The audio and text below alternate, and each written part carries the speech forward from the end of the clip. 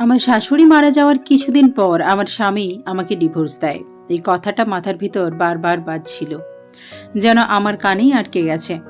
আমি বসে আছি আমাদের পুরনো সেই বারান্দায়, চারপাশ নিস্তব্ধ। একটা সময় ছিল এই বারান্দা ছিল আমার সবচেয়ে প্রিয় জায়গা। এখন এখানে বসলে মনে হয় আমি শুধু একটা বোঝা। আমার নাম আরফা। মা ছিলেন এই বাড়ির গৃহকর্মী, তবে আমার শাশুড়ি মানে আরিয়ানের মা, তিনিই ছিলেন আমার জীবনের প্রথম আশ্রয়। আমার বাবা মা কেউই নেই আর। মা এই বাড়িতে কাজ করতেন আর আমাকে নিয়ে আসতেন। ছোটবেলা থেকেই এই বাড়িতেই বড় হয়েছি। তবে বড় হয়েছি একজন কাজের মেয়ে হয়ে নয়, বরং শাশুড়ির মেয়ে হয়ে। তিনি আমাকে নিজের সন্তানের মতো দেখতেন। আরিয়ান তখনও বুঝতো না এই মেয়েটা একদিন তার জীবনের ছায়া হয়ে উঠবে। আরিয়ান ছিল তার একমাত্র সন্তান। বাবা ছিল না, তাই মা তাকে মাথার মণির মতো করে গড়ে তুলেছিলেন। অহংকারী, সুন্দর, স্মার্ট, কিন্তু একেবারে শীতল। আমি যতবারই তাকে দেখেছি, সে আমার দিকে তাকিয়ে তাকিয়েই বলেছে, এই কাজের মেয়ে এখানে কি করছে? আমার মা বারবার বোঝাতো, ওই বাড়ির ছেলের থেকে দূরে থাক, বেশি কিছু আশা কইরো না। কিন্তু মানুষ তো চায়, চাওয়া তো থামে না। আমার মা একদিন অসুস্থ হয়ে পড়লেন, ঘন ঘন জ্বর, দুর্বলতা। চিকিৎসা করানোর মতো অর্থ কোথায়? তখনই আমার জীবনের দ্বিতীয় আশ্রয় তৈরি হয় আরিয়ানের মা। তিনি মাকে নিজের দায়িত্বে হাসপাতালে ভর্তি করেন, পাশে দাঁড়ান। আর ঠিক সেই সময় আমার মায়ের চোখে জল। তিনি আমার হাত ধরে বলেছিলেন, আমি তোকে ফেলে যাচ্ছি রে আরফা, আমার পরে তোর কেউ থাকবে না। আমি কাঁদছিলাম, ফুপিয়ে বলেছিলাম, তুমি এমন বলো না মা, তুমি ছাড়া আমি কিচ্ছু না। আর ঠিক সেই সময় শাশুড়ি মা আমার কাঁধে হাত রেখে বলেছিলেন, তোকে আমি আমার ছেলের বউ করে ঘরে তুলব, তুই আমার মেয়ের চেয়েও আপন।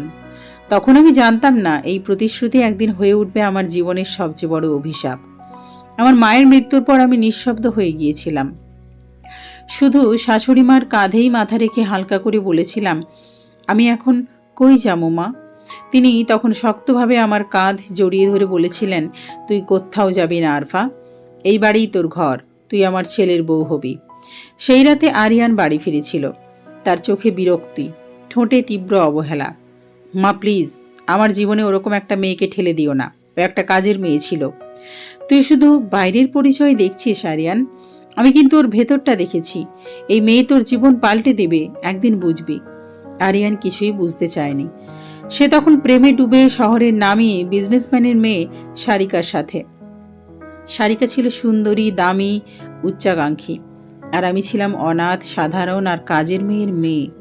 বিয়েটা হলো হুট করেই। এক সকালে আরিয়ানকে জোর করে বসিয়ে মন্ত্র পড়ানো হলো, আর আমি তার পাশে বসে রইলাম নিঃশব্দে। সে আমাকে একবারও তাকিয়ে দেখেনি। আমি দেখেছিলাম এই ছেলেটাকে, যাকে একসময় অবাক দৃষ্টিতে তাকিয়ে দেখতাম, আজ তার চোখে আমি শুধুই ঘৃণা। বিয়ের পরের দিন আমি একটা কোনায় ঘরে বসে কাঁদছিলাম। আরিয়ান দরজায় এসে দাঁড়িয়ে বলল, এই নাটক আর চালাতে হবে না, এই বিয়ে আমার জন্য কিছুই না, আমি তোকে কোনোদিন স্বীকৃতি দেব না। আমি কিচ্ছু বলিনি, শুধু মনে মনে বললাম, তুমি না দিলেও একদিন নিজেই চাইবে এই সম্পর্ক টিকিয়ে রাখতে। আমি তখন ফিরেও তাকাবো না। বিয়ের পর 3 দিন পেরিয়ে গেল। ঘরটা ছিল আমার, কিন্তু ঘরের মানুষটা যেন বহিরাগত। আরিয়ান বাড়িতে থাকতো না প্রায়ই, আর এলেও আমার দিকে তাকিয়ে একটা কথাও বলতো না। এক সন্ধ্যায় রান্নাঘরের কোণে বসে শাশুড়িমার জন্য স্যুপ বানাচ্ছিলাম।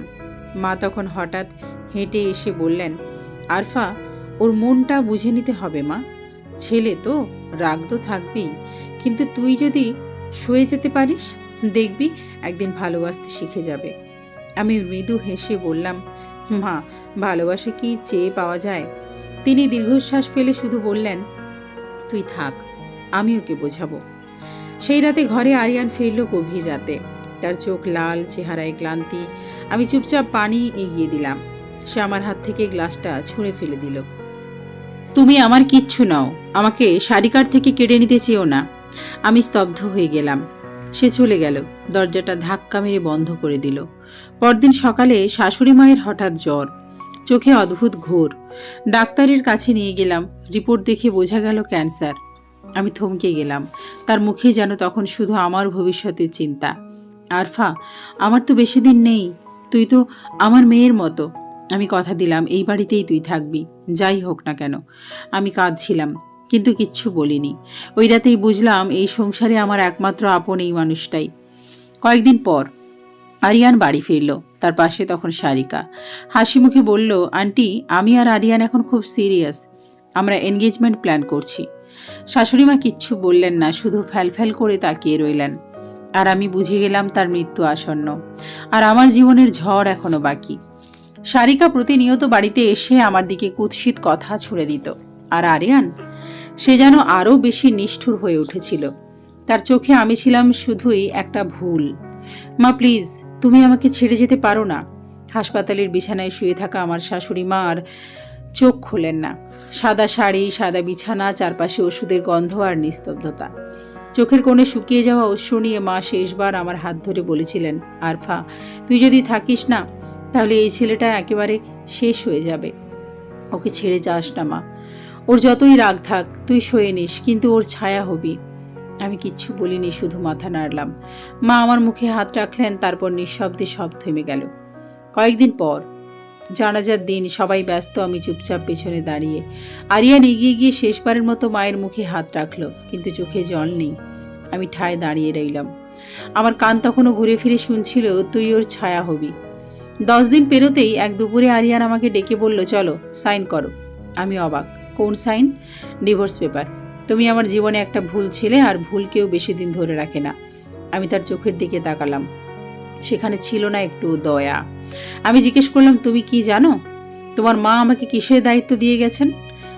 তোমার দায়িত্ব ছিল মায়ের সময় পর্যন্ত, এখন তুমি কারণ না। আরফা, তুমি কখনো আমার স্ত্রীর যোগ্য ছিলে না। আমি কলম হাতে নিলাম, কিন্তু সই করিনি। আমি এখান থেকে যাব না। এই বাড়ি এখনো তোমার মায়ের বাড়ি। যতদিন মাথা গোঁজার জায়গা না পাই ততদিন এখানেই থাকবো। আরিয়ান হেসে উঠে বলল, তাহলে তুমি আরেকটা কাজের মেয়ে হয়ে আমার বাড়িতে থাকবে। আমি মাথা নিচু করে চলে এলাম। নিজেকে শক্ত করলাম। মনে মনে বললাম, হ্যাঁ, আমি এই বাড়ির কাজের মেয়ে হয়ে থাকব, যতদিন না আমি এমন কিছু হয়ে উঠি যাকে দেখে তুমি নিজেই মাথা নিচু করবে। একই ছাদের নিচে, ডিভোর্স হয়ে গেছে, তবু একই ছাদের নিচে আমি আর আরিয়ান। সারিকা এখন ঘুরে বেড়ায়, আর আমাকে দেখলেই কুৎসিত মন্তব্য ছুড়ে দেয়, তুমি তো আর এখন বউ না, শুধুই গৃহকর্মী। ওটাই ভালো তোমার জন্য।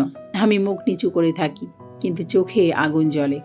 আমার মা মারা যাওয়ার সময় বলেছিল, তুই কাউকে ছোট দেখিস না, আর কাউকে ভয়ও করিস না। রাত তখন 3টা, সবাই ঘুমিয়ে, পুরো বাড়িতে নিস্তব্ধতা। আমি রান্নাঘরে বসে আছি, একটা পুরনো ডায়েরি খুলে। মা মারা যাওয়ার আগে তার শেষ চিঠিগুলোর এটা একটা। আরফা, মানুষ যেটুকু পায় সেটা তার ভাগ্য নয়, সে যা কাড়ে সেটাই তার প্রাপ্য। তুই কাড়িস, কেউ কিছু দিয়ে যাবে না। মায়ের চিঠি পড়ে চোখ ভিজে উঠল, কিন্তু মন শক্ত করে ফেললাম। আমি এবার কিছু করব, নিজের জন্য, মায়ের জন্য, আর সবচেয়ে বড় কথা নিজেকে প্রমাণ করার জন্য। পরদিন সকালে রান্নাবান্না শেষ করে নিজের ছোট ঘরে ঢুকে পড়লাম। হাতে একটা ফর্ম, একটা এনজিওর স্কলারশিপ ফর্ম। তারা অবহেলিত মেয়েদের পড়াশোনার দায়িত্ব নেয়। আমি রাত জেগে ফর্ম পূরণ করেছিলাম। আরিয়ান যেন আমার সবকিছুতেই বাধা। সেদিন দুপুরে সে আমার ফর্মটা দেখে ফেলল। এটা কি? আমি চুপ। তুমি কি মনে করো আমি তোমাকে চাকরি করতে দেব? তুমি আমার বাড়িতে থাকবে, খাবে, তারপর বাইরে গিয়ে লোক দেখাবে? তুমি কি কেউ? না আরফা, তুমি কেউ না। আমি চোখে চোখ রাখলাম। এই প্রথম। আমি কাউকে দেখাতে চাই না, আমি নিজেকে প্রমাণ করতে চাই। আমাকে থামানোর শক্তি তোমার নেই। আরিয়ান ধাক্কা দিয়ে ফর্ম ছেড়ে ফেলল, কিন্তু আমি আবার সেদিন রাতেই নতুন ফর্ম নামিয়ে ফেললাম। আমি থামবো না। নতুন দিন, নতুন লড়াই। দিন দিন সারিকার গলা বড় হয়, আর আমার সহ্য শক্তি পাথরের মতো শক্ত হয়ে যায়। কিন্তু একদিন একটা সুযোগ আসে, একটা স্থানীয় স্কুলে আয়া পদে চাকরি খালি। সকাল 6টা থেকে 9টা। সেই সময়টায় আমি রান্না শেষ করেই যেতাম, কেউ টের পায় না। চাকরিটা পেয়ে গেলাম, ধরা পড়ে গেলাম। 3 সপ্তাহ পেরিয়ে গেল। আরিয়ান কিছু বুঝতে পারল না, কিন্তু একদিন দুপুরে স্কুলের গেটের সামনে ওর গাড়ি দাঁড়ানো। আমাকে দেখতে পেল। তুমি কি করে সাহস পাও এমনটা করতে? সাহস নয়, প্রয়োজন, পেট চালাতে, স্বপ্ন বাঁচাতে, আর চোখে আগুন রাখতে। সে কিচ্ছু বলল না, চোখে শুধু ঘৃণা। আর আমি প্রথমবার কোনো ভয় পেলাম না। আরফার ভেতরে শক্তি জন্মাচ্ছে। রাতে ফিরে নিজের ছোট্ট আয়নার দিকে তাকিয়ে বললাম, আরফা, তুই শুরু করেছিস, তুই থামবি না।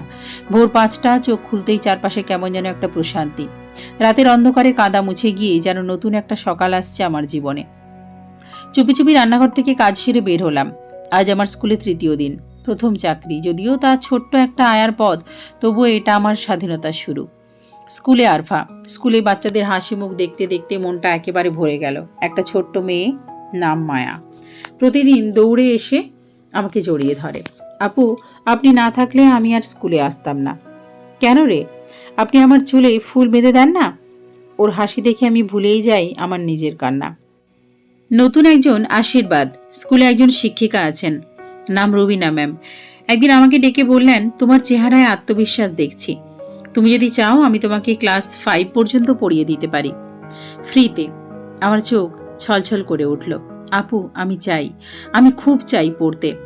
সেদিনই স্কুল শেষে রুবিনা ম্যামের কাছ থেকে একটা খাতা আর কলম পেলাম। আর সেই রাতে একটি খাতা, একটি প্রতিজ্ঞা ঘরে ফিরে খেলামেলায় বিছানায় বসে ডায়েরি খুললাম। প্রথম পাতায় লিখলাম, এই খাতায় আমি প্রতিদিন লিখবো আমি কে হই। আমি একদিন নিজেকে প্রমাণ করব। একদিন এই আরফা নামটা শহরের সবচেয়ে উঁচু সাইনবোর্ডে জ্বলবে। অন্যদিকে আরিয়ান বসে আছে সারিকার সঙ্গে। তুমি জানো ও মেয়ে সকালবেলায় কোথায় যায়? আমি খোঁজ নিয়েছি, একটা স্কুলে চাকরি নেয়। আমার বাড়িতে থাকবে আর আমার ইচ্ছার বাইরে কিছু করবে? অসম্ভব। সারিকা বলল, তুমি ওকে থামাও, না হলেও একদিন তোমার মাথার উপর উঠে যাবে। আরিয়ান রেগে গিয়ে বলল, আরফা কখনোই কিছু হতে পারবে না, আমি সেটা নিশ্চিত করব। শারীরিক ও মানসিক নির্যাতন। রাতের বেলা বাড়ি ফিরে দেখি রান্নায় লবণ কম হয়েছে। সারিকা থালায় খাবার ছুড়ে দিল। আরিয়ান বলল, তোমার চাকরি করার প্রয়োজন নেই, বরং বাড়িতে রান্না ঠিকভাবে শেখো। আমি মাথা নিচু করে চুপ করে থাকলাম, কিন্তু ভেতরে আগুন জ্বলছে। এই অপমানগুলোই একদিন আমার শক্তি হবে। স্কুল জীবনের নতুন এক সকাল আরফার। আজ তুমি আসবে তো? মায়ার মুখে সেই চিরচেনা জিজ্ঞাসা। আমি হেসে মাথা নাড়ি। আমি না আসলে তোমার চুলে বেনি কে বাঁধবে বলো তো? বাচ্চাদের মাঝে আমার একটা জায়গা তৈরি হয়ে গেছে। ওদের হাসি, কৌতূহল, সেই ছোট ছোট দৌড়ঝাঁপ আমাকে বাঁচিয়ে রাখে। রুবিনা ম্যামের পরামর্শ, রুবিনা ম্যাম একদিন বইয়ের ব্যাগ খুলে একটা ব্রোশার বের করলেন।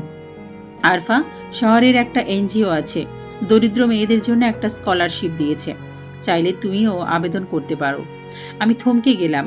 বুকের মধ্যে কেমন যেন রক্তের গতি বেড়ে গেল। আমি কি পারবো? তুই যদি না পারিস তাহলে কেউই পারবে না। আমার চোখে জল চলে এলো। কারো বিশ্বাস যখন ভেতর থেকে আসে তখন নিজের উপরও বিশ্বাস জন্মায়। বাসায় ফিরে লড়াই। তুমি কোথায় ছিলে? আরিয়ান দরজা খুলেই মুখের উপর প্রশ্ন ছুড়ে দিল। স্কুলে। স্কুল আবার? সারিকা হেসে বলল, আমার তো মনে হয় এই মেয়েটার ঘর আর কাজ ছেড়ে বাইরের জগতে পা ফেলার খুব শখ হয়েছে। আরিয়ান থেমে থাকলো না, আমার ব্যাগ টান দিয়ে খুলে ফেললো। ভেতর থেকে রেজাল্ট শিট আর ব্রোশার বেরিয়ে পড়ল। এইসব কাগজ কোথায় পেয়েছ? তুমি এখন পড়াশুনো করবে? তুমিই হবে আরফা ম্যাডাম নাকি আরফা মালিক? তার চোখে বিদ্রুপ, ঠোঁটে বিষ, কিন্তু আমি এবার মাথা নিচু করিনি। হ্যাঁ, আমি একদিন হব, কেউ না কেউ হব। মধ্যরাতে খোলা জানালায় সারিকা আর আরিয়ান ঘুমিয়ে পড়েছে। আমি জানালার ধারে বসে আছি, চাঁদের আলো পড়ে আমার খাতায়। সেই খাতার এক পৃষ্ঠায় লিখলাম, আমি যতটা অপমানিত হই ততবার ফিরে আসি, প্রতিজ্ঞা করি। আমি একদিন এমন জায়গায় থাকবো যেখানে আমার অপমান হবে না, বরং সম্মান হবে আমার নাম শুনে। স্কলারশিপের জন্য আবেদন। পরদিন সকালে আমি চুপচাপ স্কলারশিপ ফর্মটা পূরণ করি। একটা চিঠি লিখি নিজের সম্পর্কে। রুবিনা ম্যামের সাহায্যে তা ডাকপটে পাঠিয়ে দিই। প্রথমবারের মতো মনে হলো আমি হেরে যাচ্ছি না, লড়ছি। সকালটা বড্ড অস্থির। সকালে ঘুম থেকে উঠেই দেখি রান্নাঘরে চিৎকার চলছে। সারিকা মুখে করতাল দিয়ে বলছে, আরেফা, তুই বই নিয়ে পড়ে থাকিস, আমি বুঝি চাকরানি নাকি? খাবার দেবে কে?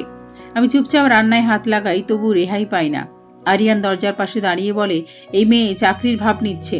তুমি কি ভাবো সত্যি সত্যি তুমি কিছু একটা হতে পারবে? চোখে চোখ রেখে বলি, হ্যাঁ পারবো।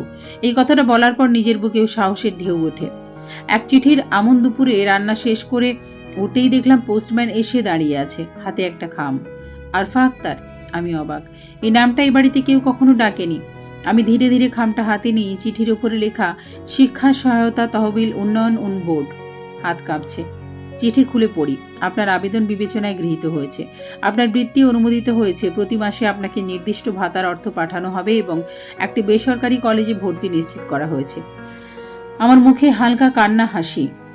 আমি সুযোগ পেয়েছি। কিন্তু খুশি টিকলো না। সারিকা চিঠিটা কেড়ে নিল। এইসব বাজে কাগজ কোথা থেকে আনিস তুই? চাকরানি হয়ে স্কুলে যাবে? এই বাড়ির সুনাম নষ্ট করবি? আরিয়ান সেই চিঠি ছিঁড়ে ফেলতে গিয়েছিল, কিন্তু আমি তখন সামনে দাঁড়িয়ে বলি, তুমি আমার কিছু নিতে পারো নাই, আর আমি ভেঙে গেছি, কিন্তু শেষ হয়নি। রুবিনা ম্যামের বিপদ। পরদিন স্কুলে গিয়ে শুনলাম রুবিনা ম্যাম হঠাৎ অসুস্থ হয়ে হাসপাতালে ভর্তি। মাথার ভেতর চিনচিন করে ব্যথা। যিনি আমাকে গড়ে তুলেছিলেন তিনি এখন হাসপাতালে। আমি স্কুল ছুটির পর ছোটাছুটি করে হাসপাতালে যাই। রুবিনা ম্যামের চোখে তখনও দৃষ্টি নেই, কিন্তু হাত আমার হাতে চেপে ধরেন। তুই পেছনে ফিরিস না আরফা, আমি জানি তুই পারবি।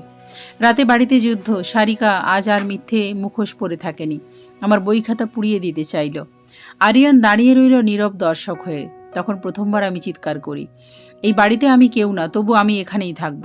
তোমাদের অপমানের মাঝে দাঁড়িয়ে আমি প্রমাণ করব আরফা শুধু একটা চাকরানি না, একটা নাম হবে একদিন। রাতের আকাশে আলোর রেখা, বিছানায় শুয়ে আছি, চোখে জল নেই, শুধু প্রতিজ্ঞা। আমি পড়ে থাকবো না, আমি উঠে দাঁড়াবো। একটা চিঠি আমাকে ভেঙে দেয়নি, আর একটা চিঠি আমাকে বাঁচিয়ে তুলেছে। সকালটা আজ একটু আলাদা, হয়তো কারণ আমি জানি আজ আমি কলেজে ভর্তি হতে যাচ্ছি। ভেতরে ভেতরে ভয় করছে, কিন্তু আশাও টকবক করছে। রুবিনা ম্যামের দেওয়া ঠিকানা অনুযায়ী আমি যাই গ্রিন হোপ কলেজে।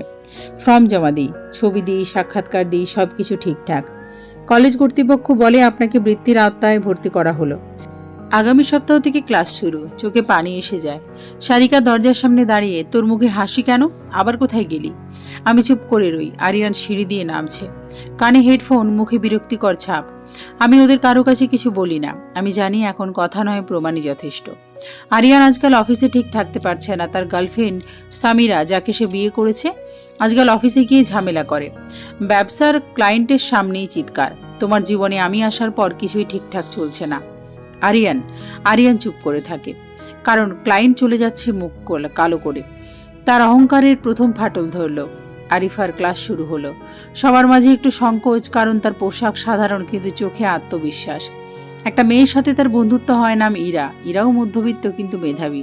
তারা একসাথে পড়তে শুরু করে, একটা জুটি গড়ে ওঠে। সারিকা এখন সন্দেহ করে আরফা কি করছে। সে একদিন আরফার ব্যাগ তল্লাশি করে দেখে কলেজের আইডি কার্ড। সেই রাতে আরফাকে ডেকে চিৎকার করে, তুই আমার পায়ের নিচে পড়ে থাকবি, মাথার ওপর না। কলেজে গিয়ে আবার কি নাটক শুরু করেছিস? আরিয়ান পাশে বসেছিল, সে মুখে কিছু বলে না, কিন্তু এক পলক তাকায় আরিফার দিকে। সেই দৃষ্টিতে হিংসা ছিল, ভয় ছিল, আর অস্বীকার করার ব্যর্থতা ছিল। আরিফা রাতে আলো নিভিয়ে ছোট ব্যতীতে পড়াশুনো করে। সে জানে প্রতিটি শব্দ একদিন তার অস্ত্র হবে। একদিন সে আরিয়ানের চোখে চোখ রেখে বলতে পারবে, তুমি আমাকে পদদলিত করতে চেয়েছিলে, কিন্তু আমি নিজেই একদিন রাজত্ব করব। গ্রিন হোপ কলেজে বার্ষিক সাহিত্য প্রতিযোগিতা চলছে, বিষয় সংগ্রামী জীবন। ইরা বলে, তুই অংশ নিবি না? আরফা একটু দ্বিধায় পড়ে। মঞ্চে ওঠা মানেই তার অতীত প্রকাশ, তবুও সে রাজি হয়। আরফার রচনার নাম, আমার শাশুড়ি মারা যাওয়ার কিছুদিন পর আমার স্বামী আমাকে ডিভোর্স দেয়।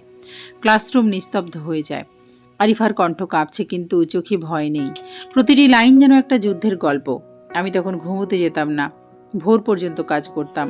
মা বলতেন, কাজ করো, কারণ তোমার স্বপ্ন কেবল তোমাকেই দেখতে হবে। শুনে সবার চোখ ছলছল। প্রথম পুরস্কার। আরফা রহমান। সহপাঠীরা উঠে দাঁড়িয়ে হাততালি দেয়।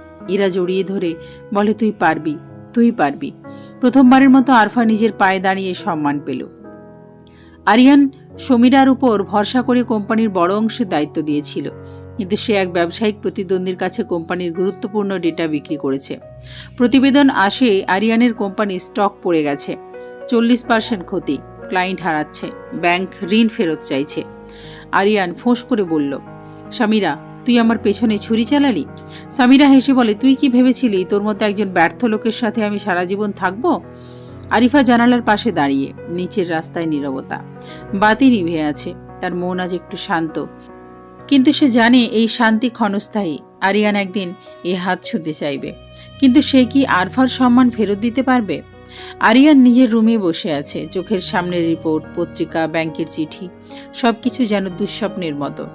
যার জন্য মা আমাকে অবহেলা করতে শিখিয়েছিল, সেই আজ আমায় শেষ করে চলে গেল। দেওয়ালে টাঙানো মায়ের ছবি দেখে বলে, মা, তুমি চলে যাওয়ার পর আমি একদম একা হয়ে গেলাম। সমীরা সকালে ট্রলি নিয়ে বেরিয়ে পড়ল, তার ঠোঁটে লিপস্টিক, চোখে ঠান্ডা অবহেলা। আরিয়ান বলল, সমীরা, কিছু বলবি না? সমীরা পিছন ফিরে কেবল একটা বাক্য ফেলে গেল, তুই তো কখনো কাউকে মানুষ ভাবিস না, আজ নিজেই অমানুষ হয়ে গেছিস। দরজা বন্ধ হয়ে গেল। আরিয়ানের জীবনের একটা অধ্যায় শেষ। আলোর মতো হাসছে আরফা।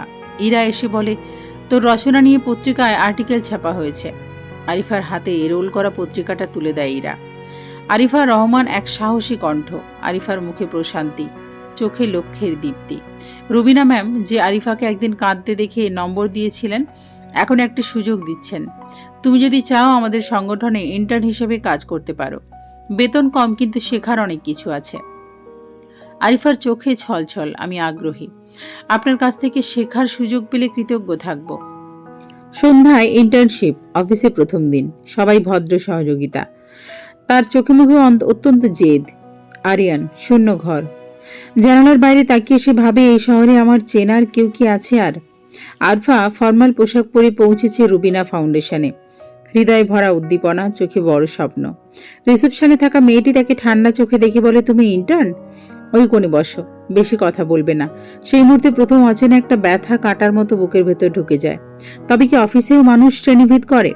চোখ নামিয়ে চুপচাপ নিজের ডেস্কে বসে যায় আরফা। হঠাৎ রুবিনা ম্যাম এসে অফিসের সবাইকে মিটিং রুমে ডাকলেন। ম্যাম বললেন, নতুন একটি হিউম্যান রিসোর্স প্রজেক্ট হাতে নিচ্ছি, কে কে আগ্রহী? সবাই হাত তুলল। আরিফাও হাত তুলল ধীরে ধীরে। একজন সিনিয়র, নাম সাদিক, হেসে বলে উঠল, ম্যাডাম, ইনি তো শুধু কাজের লোকের মেয়ে, কাগজ চালাতে জানে কিনা সন্দেহ। রুমি হাসির রোল। রুবিনা ম্যামের মুখ থমথমে। তিনি কেবল বললেন, আমরা এখানে কাজ করতে এসেছি, ঠাট্টা করতে না। আর হ্যাঁ, আমি আরফাকে এই প্রজেক্টে চাই। আরফার চোখে তখন জল, কিন্তু সে হাসল। একটা চুপচাপ বিজয়। আরিয়ান বন্ধু রাজীবের অফিসে গিয়ে দাঁড়ায়। টাকা দরকার রাজীব। কাজ কিছুই পায়নি। রাজীব ঠোঁট বাঁকিয়ে বলে, আরিয়ান ভাই, সময় বদলে গেছে। এখন আপনি আমার কাছে চাকরি চাইছেন আরিয়ান? দাঁড়িয়ে থাকে আরিয়ান। তার অহংকারের ইট একে একে খসে পড়ে। আরিফা ফিরে আসে বাসায়। ইরা চায়ের কাপ হাতে এগিয়ে আসে। কেমন ছিল প্রথম দিন? সে হেসে বলে, কঠিন। অপহরণের মধ্যেও সুযোগ ছিল, আমি সেটাই বেছে নিয়েছি। তুই পারবি আরিফা। ম্যামের দেওয়া প্রজেক্ট আরিফা দুর্দান্ত পারফর্ম করেছে। হিসেবপত্র, লোক ম্যানেজমেন্ট, রিপোর্ট সবকিছু নির্ভুল। সবাই মুখে মুখে বলে, ওই মেয়ে কাজে দারুণ, এত স্মার্ট। কিন্তু কেউ কেউ এখনো চোখ রাঙায়। সাদিক অফিসের সিনিয়র, বয়সে একটু বড়, অহংকারী। প্রথম দিকে তাকে তাচ্ছিল্য করলেও এখন সে কিছুটা কৌতূহলী। প্রতিদিন সকালে তার ডেস্কে কফি রাখছে কে? আরফা। কেন? আপনি সবার আগে অফিসে আসেন, আপনার টেবিল খালি থাকতো তাই। সবাইকে তো কফি দাও না? আপনি তো সবাই না। সাদিক থমকে যায়, আহত, অপমানিত, হারিয়ে যাওয়া একজন পুরুষ। শহরের রাস্তায় রাস্তায় চাকরি খুঁজে ফিরছে। একটা কোম্পানির ইন্টারভিউতে যায়। বোর্ডরুমে বসে। তাকে একের পর এক প্রশ্ন, কিন্তু একটাই প্রশ্নে গোঁজ হয়ে যায়, আপনি কি কখনো আপনার ব্যক্তিগত ইগো দিয়ে সিদ্ধান্ত নিয়েছেন? আরিয়ান চুপ করে থাকে। তার চোখে ভাসে আরিফার মুখ। সে বোঝে সে ঠিক কাকে হারিয়েছে। সাদিক আরিফার পাশে দাঁড়িয়ে বলে, তোমার মতো মেয়ে, তুমি এখানে কতদিন থাকবে? যতদিন না আমি নিজেই একটা কোম্পানি গড়ি। আমি তোমাকে হেল্প করতে চাই। আমি সাহায্য চাই না, আমি পথ চাই। সাদিক হেসে অবাক হয়ে চলে যায়। এক সন্ধ্যায় কাজ শেষে সাদিক এগিয়ে এসে বলে, চলো না, আজ তোমাকে একটা জায়গায় নিয়ে যাই, ভালো লেগে যাবে। আরফা একটু থমকে যায়। ডিনার? হ্যাঁ, ডিনার না হলে হয় না। আমার ক্লাস আছে আজ, অনলাইন ক্লাস। শুক্রবার ক্লাস? সাদিক হেসে বলে, তুমি শুধু কাজ আর পড়া, এই দুই জগতেই বন্দী। নিজের জন্য একটু সময় রাখো। আরিফা মাথা নিচু করে বলে, আমার অত সময় নেই। আর ডিনার দিয়ে যা বোঝাতে চাও আমি সেটা এখন চাই না। সাদিক আর কিছু না বলে হালকা হাসি দিয়ে চলে যায়, কিন্তু চোখে ছিল গভীর কিছু। হতাশা না ভালোবাসা বোঝা যায় না। রুবিনা ম্যাম একদিন সবার সামনে বললেন, এই প্রজেক্টের প্ল্যানিংটা করেছে আরিফা, ওর প্ল্যানেই আমরা কাজ শুরু করব। সবাই বিস্মিত। সাদিকও। আরফা এবার নিজেকে লুকিয়ে রাখে না, আস্তে আস্তে উঠে আসে সামনে। আরিয়ানের সব টাকা গন। ওই মেয়ে সারিকা, যার জন্য আরিয়ান আরিফাকে ত্যাগ করেছিল, সে এখন এক বড় বিজনেসম্যানের সাথে প্রকাশ্যে রিলেশন করছে। সোশ্যাল মিডিয়ায় ছবি, ভিডিও ভাইরাল। আরিয়ান পাগলের মতো ঘুরে বেড়ায়। সারিকাকে ফোন করে, সে ব্লক করে দেয়। একদিন আরিয়ান তার বন্ধু রায়হানকে ফোন দেয়, ভাই, আমি শূন্য হয়ে গেছি, কেউ পাশে নেই। আরিফা ছিল, তাকে তুমি দূরে ঠেলে দিয়েছ। এক কথায় আরিয়ান স্তব্ধ। তবু সে স্বীকার করতে পারে না, আমি ভুল করিনি, আমি শুধু ভালোবাসা খুঁজছিলাম। সে তার পাশের ফ্ল্যাটে থেকে অফিস করে, ক্লাস করে, মাঝে মাঝে চুপ মায়ের ছবি নিয়ে বসে থাকে। নিজেকে জিজ্ঞেস করে, আমি কি একা হয়ে যাচ্ছি? আমি কি শুধু লড়াই করে বাঁচব? ভালোবাসা কি আমার জীবনে নেই? সে জানে সাদিকের চোখে কিছু আছে, তবে সে নিজেকে আটকে রাখে, কারণ তার ভেতরে আজও রয়ে গেছে এক অপমানিত স্ত্রীর ছায়া। আরিয়ানকে সে ভুলতে চায়, তবুও তার স্মৃতিই ভুলতে পারে না। আরিফা আজ একটু ক্লান্ত, মাথা ব্যথা করছে। তার ডেস্কে বসে সে চোখ বন্ধ করে কিছুক্ষণ বসেছিল। হঠাৎ দরজার শব্দ। সামনের ডেস্ক থেকে নিশাদ ডেকে বলে, ম্যাম, একজন এসেছেন, আপনার সাথে দেখা করতে চাচ্ছেন। নাম বলেছেন? আরিয়ান। একটা কাঁপন যেন ছড়িয়ে যায় আরিফা শরীর জুড়ে। তোমায় কি বললাম? বললাম আপনি ব্যস্ত, কিন্তু উনি বসে আছেন আর বললেন আপনি তাকে চিনবেন। আরিফা ধীরে ধীরে উঠে দাঁড়ায়। তার চোখে অদ্ভুত এক কঠোরতা। ঠোঁট জোড়া শক্ত করে বলল, ভেতরে পাঠাও। আরিফা দরজায় দাঁড়িয়েছিল। আরিয়ান ঢুকতেই মাথা নিচু করে বলল, তুমি সত্যিই অনেক বদলে গেছো। আরিফা চেয়ার টেনে বসল। নির্বিকার গলায় বলল, তুমি কি চাও? একটা চাকরি। চুপ। আরিফা তার চোখে চোখ রাখে, তারপর শুধু বলে, আমাকে ডিভোর্স দেওয়ার পর তুমি ভেবেছিলে আমি কোথায় যাব? আমি ভেবেছিলাম হয়তো কারো বাসায় কাজ করব, হয়তো ফিরে যাব কোথাও। আরফা হেসে ওঠে। আর তুমি এখন আমার অফিসে এসে চাকরি চাইছো? হ্যাঁ, কারণ আমার এখন কিছুই নেই, আমি সেটা স্বীকার করি। আরফার মুখে কষ্টের ছায়া, তবুও গলায় সুর শক্ত। আমি কাউকে চাকরি দিই কেবল যোগ্যতার ভিত্তিতে, দয়ায় নয়। একটু পরে সাদিক অফিসে ঢোকে। আরিয়ান তখনও বের হয়নি। দুজনে মুখোমুখি। চোখে চোখ পড়ে যায়। সাদিক বলে, তুমি? হ্যাঁ আমি। তুমি কে? আমি আরিফার পাশে থাকা একজন। আরিয়ান চলে যায় আর সাদিক দরজাটা বন্ধ করে বলে, তোমার এক্স হাজব্যান্ড এখানে এসেছিল? হ্যাঁ, চাকরি চাইতে। দেবে? শুধু প্রতিশোধের জন্য নয়। সাদিক থেমে যায়। চোখে ছিল একটা ভয় আর হয়তো একটু ঈর্ষাও। আরফার অফিসে আসে এক নারী, নাম নাহিদা রহমান। উনি একজন প্রতিষ্ঠিত বিজনেসম্যান। বললেন, আমি তোমার কাজ দেখেছি, আমার সাথে একটি ফ্যাশন ব্র্যান্ড নিয়ে পার্টনারশিপ করবে? আরিফা প্রথমে থমকে যায়, তারপর স্মিত হাসি। আমি শুধু কাপড়ের ডিজাইন জানি না, জীবনকে ডিজাইন করতে শিখে গেছি। তাই তো তোমার মধ্যে একটা আগুন দেখলাম। ঘরে ফিরলে রাতে ঘুমোতে পারছিল না আরিফা। তার চোখে আজ অনেক স্মৃতি। মা নেই, যে ঘরটায় সে ঘৃণিত বউ ছিল সেটা আজ নেই। আরিয়ান একসময় তার স্বামী ছিল, এখন এক অফিস অ্যাপ্লিক্যান্ট। সাদিক পাশে থাকে, কিন্তু আরিফার মন তবু একা। সে জানে সামনে অনেক লড়াই, তবু এবার সে একা ভাঙবে না। রাত গভীর, ঘড়ির কাঁটা দুইটা ছুঁই ছুঁই করছে। আরিফা বারান্দায় দাঁড়িয়ে আকাশের দিকে তাকিয়ে আছে। হঠাৎ ফোনে একটা মেসেজ ভেসে ওঠে, ধন্যবাদ আজ আমাকে অনেক সময় দেওয়ার জন্য। আমি জানি আমি তা ডিজার্ভ করি না। আরিয়ান। আরফা মেসেজটা পড়েই ফোন অফ করে দেয়। তার চোখে মুখে ভেজা কুয়াশার মতো অতীতের ছায়া। সে জানে আরিয়ানকে একসময় সে ভালোবেসেছিল, কিন্তু সে ভালোবাসা ছিল নিঃস্বার্থ, অপমানিত।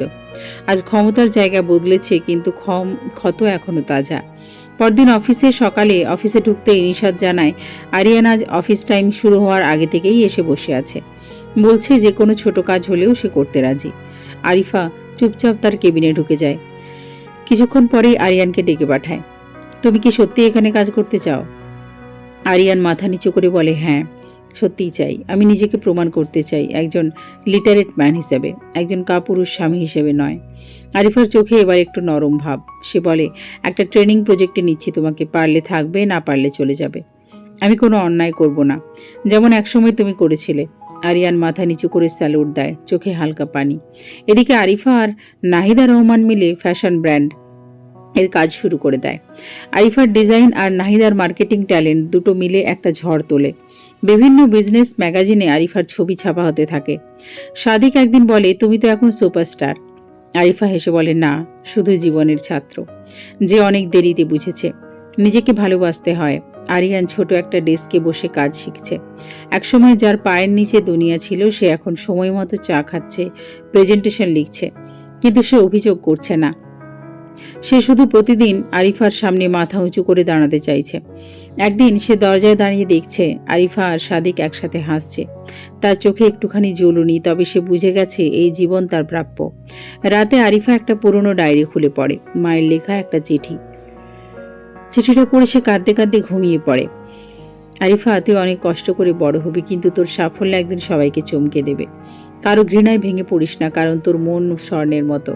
আরিফা ঘুম থেকে উঠে দেখে বাড়ির সামনে একটা লম্বা কালো গাড়ি দাঁড়িয়ে। গাড়ি থেকে নেমে একজন পরিচিত মুখ, নাহিদা রহমান, কিন্তু আজ তার চোখে ভয়ের ছাপ। আরিফা, আমাদের সাথে বড় একটা গেম হয়েছে। আমাদের ইনভেস্টমেন্টের ফাইলস কেউ চুরি করেছে, আর তোর অফিস থেকেই। আরিফার মুখ থমথমে হয়ে যায়।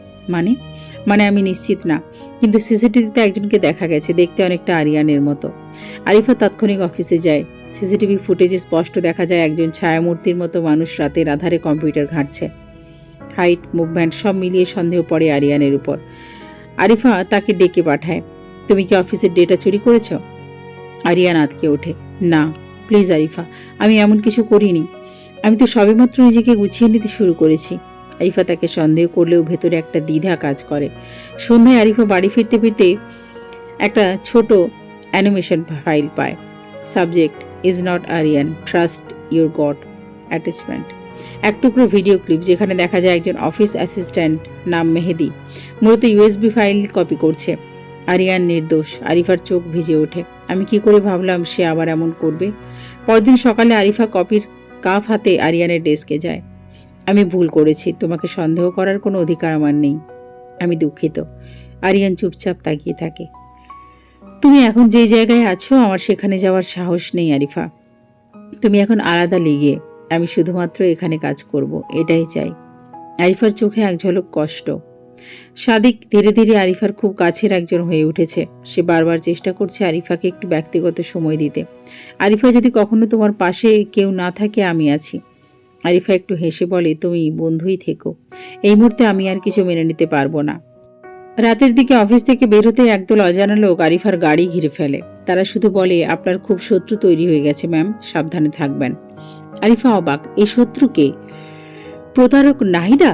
নাহিদার পেছনে কেউ? নাকি সেই বিজনেসম্যান আর সারিকা, যাদের সাথে প্রতিশোধ এখনো অসম্পূর্ণ? রাত্রির অন্ধকারে আরিফার গাড়ি ঘিরে থাকা অচেনা মুখগুলো হঠাৎই কাছাকাছি আসতে শুরু করে। তারা কিছু না বলে শুধু একটা খাম তার গাড়ির জানালার উপর রেখে সরে যায়। আরিফা কাঁপা হাতে খামটা তোলে। ভেতরে একটা চিঠি। তুমি যতই শক্ত হও, কিছু মানুষ ভুলে যায় না। সময় শেষ হওয়ার আগে সাবধান হয়ে যাও ম্যাডাম আরফা। আরফা মাথা নিচু করে ফুপিয়ে ওঠে। এ কে? আরিয়ান? না, সে তো এখন নিজেকে প্রমাণ করার লড়াইয়ে। রায়সা? সম্ভব, কিন্তু এত পরিকল্পিত? হঠাৎই এক মোটর বাইক এসে থামে। হেলমেট খুলতেই দেখা যায় আরিয়ান। আরফা, তুমি ঠিক আছো? তুমি এখানে কিভাবে? আমি আজকাল তোমার গাড়ির ট্র্যাকার অন রাখি, কিছু একটা গোলমাল হবে বুঝেছিলাম। আরিয়ান নিজের গাড়ি দিয়ে তাকে নিরাপদে বাড়ি পৌঁছে দেয়। আরিফার বুকের ভেতরটা গরম হয়ে ওঠে। সে আজও তাকে রক্ষা করে, এত অপমান, এত দূরত্বের পরেও। পরদিন অফিসে খবরে ছড়িয়ে পড়ে কোম্পানির স্টক কেউ ইচ্ছাকৃতভাবে নিচে নামাচ্ছে। সবাই চুপচাপ কিন্তু চোখে চোখ রাখছে একে অপরকে। এদিকে সাদিক খুব গা ঘেঁষে চলতে শুরু করেছে। আরফা, তুমি জানো না তোমার আশেপাশে কে তোমার বন্ধু আর কে শত্রু। আমি চাই না তুমি কষ্ট পাও। আরিফা মুখ ফিরিয়ে নেয়। আমার জীবন এখন যুদ্ধক্ষেত্র, বন্ধুত্বের সময় নেই। অন্যদিকে সারিকা এখন পুরোপুরি আরিয়ানকে এড়িয়ে চলছে। বিজনেসম্যান যার সাথে সে প্রেম করছে, সেই মহিনুদ্দিন তাকে বিদেশ পাঠাতে চাইছে। সারিকা রাজি। আমি আর এই নিঃস্ব লোকটার সাথে কিছু রাখতে চাই না। আরিয়ান জানতে পারে সারিকা তার সমস্ত টাকা আত্মসাৎ করেছে। তার নামে থাকা ফ্ল্যাট, গাড়ি, ইনভেস্টমেন্ট সব হস্তান্তর করেছে। আরিয়ান নিঃস্ব। ভেঙে পড়লেও সে আর চোখের জল ফেলেনি। রাতে আরিফা স্বপ্ন দেখে মা চিৎকার করছে। আরিয়ানের মা হাত বাড়িয়ে বলছেন, আমার ছেলেকে রক্ষা করো। আরিফা ঘামতে ঘামতে উঠে পড়ে। সে জানে সবকিছুর পেছনে একটা বড় হাত আছে, যেটা শুধু প্রতিহিংসা নয়, বরং পুরো ধ্বংসের পরিকল্পনা। পরদিন বিকেলে আরিয়ান আরিফার অফিসে ঢোকে। আমার সাথে একটা কথা বলতেই হবে। আমি জানি রাইসা আমাকে ঠকিয়েছে, কিন্তু আমি শুধু জানতে চাই তুমি এখনো বিশ্বাস করো আমি খারাপ ছিলাম? আরিফা চুপচাপ তাকিয়ে থাকে। তুমি ছিলে অহংকারী, কিন্তু খারাপ না। কিন্তু তুমি হার মানলে সেই আরিফার পাশে না দাঁড়িয়ে, যেটা প্রতিশ্রুতি ছিল তোমার মায়ের। আরিয়ান মুচকি হেসে বলে, তাহলে এবার দাঁড়াবো, যদি তোমার অনুমতি পাই। আরিফা এবার যেন এক ধরনের নীরব যুদ্ধের প্রস্তুতি নিচ্ছে। সে নিজেকে আয়নায় দেখে বলে, আমি কাউকে আর কাঁদতে দেব না। আমাকে কাঁদানোর জন্য কেউ আর থাকবে না। অফিসে ঢুকেই আরিফা লক্ষ্য করে একাধিক কর্মী আজ হুট করে ছুটি নিয়েছে। তাদের আচরণেও পরিবর্তন। অ্যাকাউন্ট্যান্টস ডিপার্টমেন্টের একজন ছেলেকে ডেকে জিজ্ঞেস করলে সে মুখ ফিরিয়ে বলে, আমাকে কিছু বলার অনুমতি নেই ম্যাডাম। আরিফা কিছুটা ধাক্কা খায়। কারা যেন ভেতর থেকে এক একে তার রাজ্যটাকে ভাঙার চেষ্টা করছে। আরিফা তখনই সিকিউরিটি হেডকে ডেকে বলে, সিসিটিভি ফুটেজ, কম্পিউটার লগ সব খতিয়ে দেখাও। কেউ আমার অফিস থেকে বাইরের কাউকে ডেটা দিচ্ছে। 3 ঘন্টার মধ্যে রিপোর্ট আসে। নাম রাশেদা খাতুন, পদ পিএ, পার্সোনাল অ্যাসিস্ট্যান্ট, যোগাযোগ মহিনুদ্দিন গ্রুপের এক সিনিয়র অফিসারের সাথে। আরিফা নির্বাক। নিজের সবচেয়ে কাছের একজনই বিশ্বাসঘাতক। সে কিছু না বলে রাশেদকে ডেকে নেয়। রাশেদা কাঁপতে থাকে। আমাকে মাফ করে দিন ম্যাডাম, আমাকে বাধ্য করা হয়েছিল আমার ছোট ভাইকে অপহরণ করে। আরিফা ধীরে বলে, তোমার জন্য একটা সুযোগ আছে, আমাকে সব বলো, কে কে জড়িত। ঠিক তখনই অফিসে একজন প্রবেশ করে। সবাই অবাক। আরিফা তাকিয়ে রীতিমতো স্থির। নাম আশফাক রহমান, পরিচয় আরিফার স্কুল জীবনের বন্ধু, যার সাথে শেষ দেখা হয়েছিল 10 বছর আগে। আশফাক, তুমি হয়তো বিশ্বাস করবে না, আমি এই শহরে ফিরেছি শুধুমাত্র তোমার জন্য। তোমার নাম এখন শুধু শহরে না, দেশের বাইরেও আলোচিত। আমি চাই আমরা একসাথে একটা কোম্পানি শুরু করি, এবার আন্তর্জাতিক পর্যায়ে। আরিফার চোখে জল চলে আসে। এতদিনের পর একজন আপনজন ফিরে এসেছে, যে তাকে শুধু আরিফা নামে জানে, আরিয়ানের স্ত্রী নামে না। অন্যদিকে আরিয়ান বসে আছে নিজের ফাঁকা ঘরে। সারিকা আজ তীব্র ভাষায় বলেছে, তুমি আমার জীবনের সবচেয়ে বড় ভুল। এবার তুমি নিজের মতো করে মরে যাও। সারিকা এখন মহিনুদ্দিনের সাথে ফ্ল্যাটে থাকে। আরিয়ানকে ঠেলে বের করে দিয়েছে, তাদের ব্যাংক অ্যাকাউন্ট থেকে সব টাকা তুলে নিয়েছে। আরিয়ান ভাঙা কণ্ঠে বলে, তবুও আমি আরিফার মতো হতে পারিনি, ওর মতো সবকিছু সহ্য করে এগিয়ে যেতে পারিনি। রাতে আরিফার ফোনে আসে একটা অচেনা নাম্বার থেকে মেসেজ। আশফাক বিশ্বাসের যোগ্য না, সে একসময় মোহিনীর সাথেও কাজ করত। সাবধান। আরিফা কাঁপা হাতে ফোনটা ধরে। এ কে? আবারও জেগে ওঠে প্রশ্ন। এটা কি আরিয়ান, নাকি এই শহরে আরও কেউ আছে যে তাকে নীরবভাবে সাহায্য করছে? আরিফা নিজের অফিস ডেস্কে বসে আশফাকের প্রস্তাব নিয়ে ভাবছে। আশফাক তার পুরনো বন্ধু, স্কুলে যার সাথে বই ভাগ করে পড়তো, যার সাথে চকলেটও ভাগ করে খেত। কিন্তু এই বন্ধুত্বের মাঝেই যদি প্রতারণা লুকিয়ে থাকে? আরেকবার সে মেসেজটা পড়ে সে আশফাক বিশ্বাসের যোগ্য না। সাবধান। সে দীর্ঘশ্বাস ফেলে। আরিফা গোপনে আইটি টিমকে বলে আশফাকের গত 5 বছরের ট্র্যাকিং রিপোর্ট দিতে, তার সব কোম্পানির রেকর্ড, যোগাযোগ, সবকিছু। আশফাক দুবাইতে মহিনুদ্দিন গ্রুপের একটি সাব মিডিয়াতে 2 বছর কাজ করেছে, তারপর হঠাৎ করে পদত্যাগ করে দেশ ছেড়ে যায়। দেশে ফেরার আগের মাসেও মহিনের এক সাব ম্যানেজারের সাথে ইমেলে যোগাযোগ ছিল। আরিফার মুখ কঠিন হয়ে ওঠে। বন্ধু ছিলে থাকো, কিন্তু আমার পথে যদি তুমি বাধা হও তাহলে আমি কাউকে ছাড়বো না। ওদিকে সারিকা ও মহিন এখন পরিণত এক বিষাক্ত জুটিতে পরিণত হয়েছে। তারা আরিফার সব কোম্পানির সাপ্লায়ার লিস্ট জোগাড় করেছে। সারিকা একে একে তাদের ব্রাইব দিচ্ছে যেন তারা আরিফার কোম্পানিকে ধ্বংস করে। সারিকা হেসে বলে, এই মেয়ে অনেক বড় হয়ে গেছে, সময় এসেছে ওর শেকড়টাই উপড়ে ফেলার। একসময় যাকে সবাই চিনত নামী বিজনেসম্যান হিসেবে, আজ সেই আরিয়ান একটি ছোট কনসালটেন্সি ফার্মে চাকরির জন্য ঘুরে বেড়ায়। হঠাৎ সে দেখে এক কোম্পানিতে নতুন ব্রাঞ্চ খোলা হয়েছে, নাম আরিফা এন্টারপ্রাইজ ইন্টারন্যাশনাল। সে ভেতরে ঢুকে ম্যানেজারের সাথে কথা বলে, কিন্তু ম্যানেজার বলে, আপনার সিভি খুব পুরানো, আপনি কাজ পাবেন না। মালিক নিজে সিলেকশন করে। আরিয়ান বলে, তাহলে মালিকের সাথে দেখা করতে চাই। ম্যানেজার ফোন করে কাউকে ডাকে। আরিয়ান যখন ঘাড় ঘুরিয়ে দেখে, দরজায় দাঁড়িয়ে আছেন আরিফা। আরিফার পরনে সাদা শার্ট, কালো ব্লেজার, চোখে ঠান্ডা দৃঢ়তা, কিন্তু গভীরে এক ধরনের শূন্যতা। দুজনের চোখ এক হয়। আরিফা ধীরে জিজ্ঞেস করে, কি কাজে এসেছেন মিস্টার আরিয়ান? আরিয়ান জবাব দেয় না, তবে চোখে একরাশ অনুতাপ। কিছুক্ষণ পর আরিফা তাকে অফিসে ডাকে। আরিফা, আপনার স্ত্রী সারিকা এখন কেমন আছে? সে আমার স্ত্রী না, এখন আর না। ডিভোর্স? আরিয়ান চুপ থাকে। না, সে নিজেই চলে গেছে আমার সব কিছু নিয়ে। আরিফা হেসে ফেলে, এটা তো কাকতালীয়। আমার সব কিছু কেড়ে নিয়ে আপনি এখন এসেছেন আমার সামনে। আরিয়ান বলে, আমি কাজ চাইনি, আমি ক্ষমা চাইতে এসেছি, যেটা অনেক দেরিতে আসলো। পরদিন সকালে আরিফার অফিসে বড় ধাক্কা। 5টি বড় অর্ডার একসাথে ক্যান্সেল হয়। আরেকজন ট্রাস্টেড পার্সেল কোম্পানির ফান্ড থেকে 20 লাখ টাকা সরিয়ে নিয়েছে। আরিফা ফেটে পড়ে। একা লড়তে হবে আমাকে, এবার কাউকে আর বিশ্বাস করব না। আরিফা ক্লান্ত হয়ে অফিস থেকে বেরিয়ে দেখে আরিয়ান দাঁড়িয়ে। তুমি আমাকে ঘৃণা করতে পারো, কিন্তু আমি তোমাকে ফেলে আসতে পারছি না। আমি জানি আমি খারাপ ছিলাম, খুব খারাপ, কিন্তু এই ভয়ঙ্কর শহরে শুধু তুমিই ছিলে আমার আপন। আমি সেটা হারিয়ে বুঝেছি। আরিফা তার দিকে তাকিয়ে বলে, তুমি আমার জীবনের সবচেয়ে বড় ক্ষতি। এখন শুধু চেয়ে দেখো কিভাবে আমি তোমার ছাড়াই বাঁচতে শিখে গেছি। বৃষ্টির ফোঁটায় গলে যায় পুরনো ব্যথা, গলে যায় নীরবতা। আরিফা জানালা দিয়ে তাকিয়ে আছেন। বৃষ্টি থেমেছে, শহর যেন ক্লান্ত নিঃশ্বাস ফেলছে। তার মনে হচ্ছে আমি আর ভাঙবো না, আমি শুধু জিতবো। হঠাৎ দরজায় টোকা। দরজা খুলতেই সামনে আরিয়ান, কিন্তু আজ তার চোখে কোনো অহংকার নেই, নেই কোনো প্রশ্ন, শুধু মাথা নিচু করে দাঁড়িয়ে থাকে। তুমি আমাকে মাফ করো না ঠিক আছে, কিন্তু আমাকে অন্তত তোমার পাশে দাঁড়াতে দাও। আরিফা চুপ করে থাকে।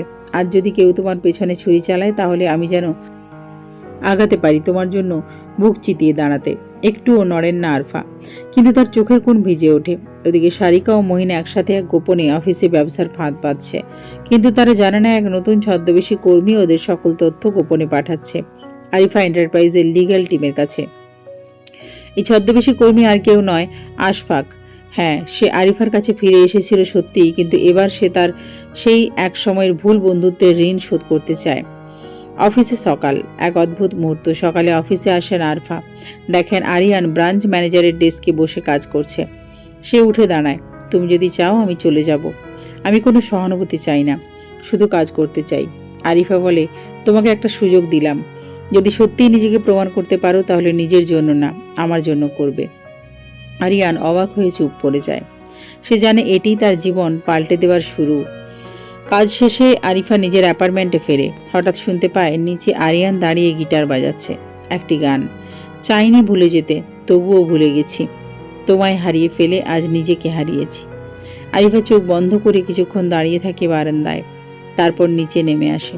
আরিয়ান বলে, তুমি চাইলে আমি আজ রাতটা গাইতে গাইতে কাঁদব। তুমি যদি আবার চলে যাও, আবার ভেঙে দাও। আরিয়ান চুপ থাকে। তাহলে তুমি চড় মেরে থামিয়ে দিও, কিন্তু আমাকে একবার জোড়া লাগাতে দাও। এই ভাঙা সম্পর্ক। চোখে চোখ পড়ে তাদের। এক চুম্বন, নীরব নরম রক্তময় ভালোবাসার চুম্বন। পুরো শহর নীরব হয়ে শোনে অপ্রকাশিত ক্ষমা যেন পড়ে ঠোঁটে।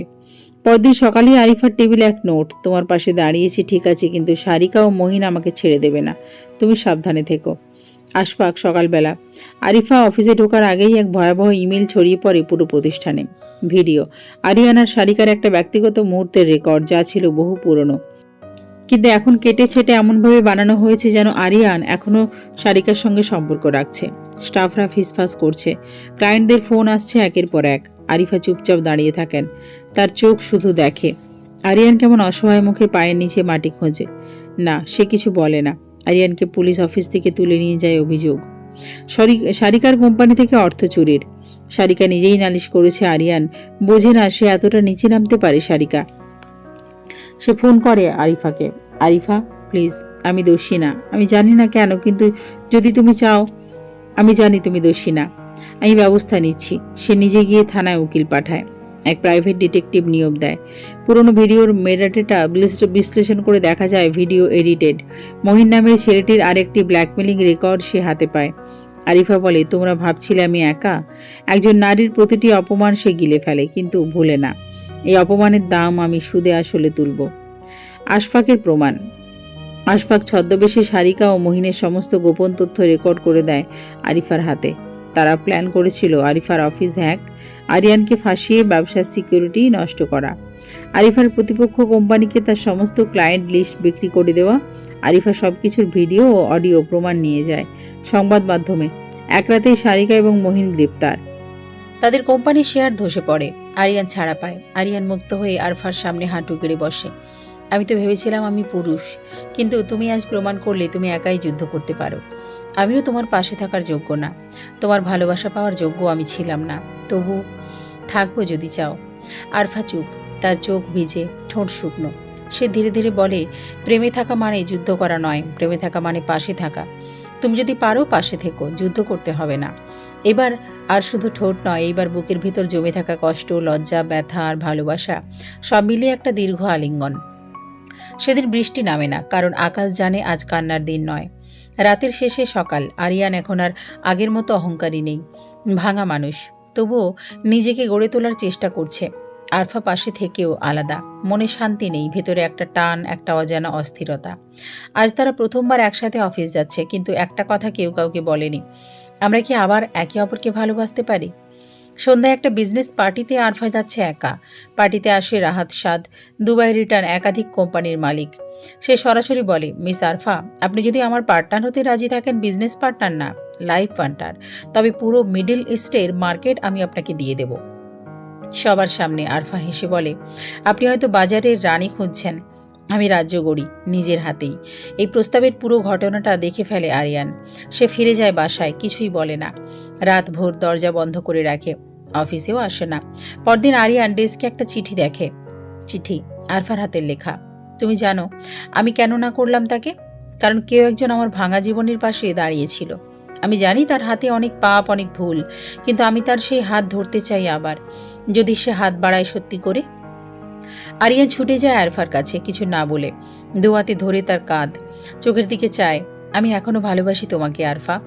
আরফা বলে না কিছু, শুধু এগিয়ে এসে কাঁধে মাথা রেখে ফিসফিস করে, এইবার কিন্তু ছেড়ে যাওয়া যাবে না, আমি সত্যিই ভালোবেসে ফেলেছি। রাতে দুজনে একসাথে রান্না করে। আরফা বলে, নুন দিয়ে দাও আরিয়ান, তুমি আছো, আমার জীবনে নুন দিয়ে লাভ কি? তুমি না একসময় ঘৃণা করতে, তুমি না একসময় সইতে। হাসাহাসি, ধাক্কাধাক্কি, একটুখানি চুম্বন, তারপর লুকোনো চুলে আঙুল। রাহাত সাদ, যে প্রকাশ্যে আরফাকে প্রস্তাব দিয়েছিল, আজ সে তার অপমানের প্রতিশোধ নিতে উঠে পড়ে লেগেছে।